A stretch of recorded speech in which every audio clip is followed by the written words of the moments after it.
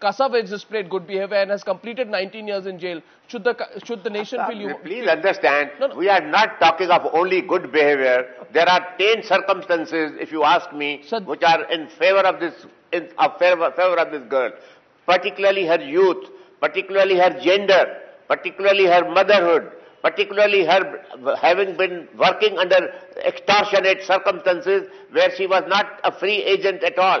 Then her indoctrination, then some show of clemency from the Rajiv Gandhi family. I think clemency is a part of the law and the part of the system, and it is a fit case in which clemency should be shown to this poor girl. Okay, Mr. Subramanian Swamy, it's not just one point Mr. Jethmalani is making out tonight. It's a larger point. And it's also about the position the family has got nothing. Yeah. A family has got nothing to do with it. Rajiv Gandhi is Prime Minister and the whole nation is his family. And if the family takes this mysterious position of wanting to forgive her, they can have that position. But the fact is the country has to decide on its own that whether a Prime Minister can be held guilty and murdered for a policy which a foreign terrorist organization doesn't like, and an Indian citizen called Nalini collaborates with them. Justice Qadri in the Supreme Court has gone into all these questions, and he said if there is one person who deserves capital punishment, it is Nalini. And on that same one person you want to show compassion. I am only on the issue of precedent tonight, therefore. Manish Tiwari and Ram Jethmalani. Well, may I just come in for a moment? You may. Mr. Subramanian Swamy, in addition to being a political person, is also a very eminent lawyer, and he fully understands that the powers of clemency have been kept out of the judicial system for an explicit purpose, and that purpose is that the executive, if it feels that it is appropriate, can exercise that compassion. But Mr. Tiwari, surely you agree all these powers of the governor or a president, 62, 72, 161, is all subject to judicial review. It is all subject to judicial review. Well, so it's not...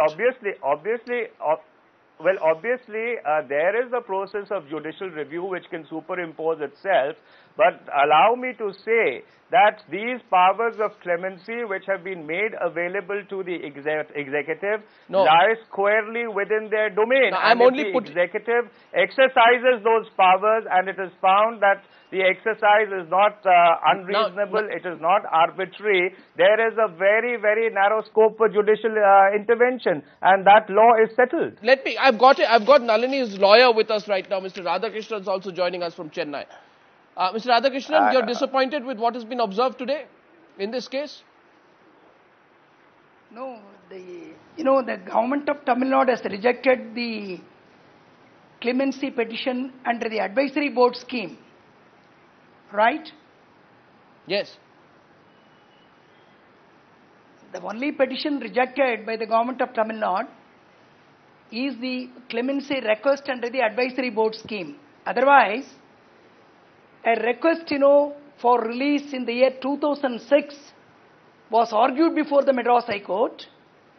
And the reason given by Tamil Nadu government is, just because the offence was investigated by the CBI, she cannot be released from prison. That is the stand they have taken. Right. But the argument before the Madras High Court which we have made is only on the ground that an offence is investigated by the CBI, premature release cannot be denied to a life convict. She is in prison for more than 19 years. She has fulfilled all the conditions under the GO. She cannot be denied premature release only on the ground her offence was investigated by the CBI. Such a condition is unconstitutional. What is this book her husband was planning to write, which would identify some politicians involved in the conspiracy? Can you tell us more about this book? I'm not aware of any such. No, I'm not aware of any such book, and we don't have instructions from Nalini. As Nalini's lawyer, we argued she ought to have been released in the year 2006, like other 472 life convicts. Okay. She ought to have been released because she was eligible. Okay. She was fully eligible. Okay, she was denied premature release only on the ground. Okay. CBI investigation was there. Okay. Suppose state police has investigated, she would have been released. That's the stand of the Tamil Nadu government. Well, it is a contentious issue. It's a contentious issue. It's not going to stop here. It is not contentious. It is caught in a political tangle, Mr. Radhakrishnan. It is caught in a political tangle. May I say? Yeah, yes. No, there cannot be any Mr. political Subramanian Swamy wants to say something involved. to you.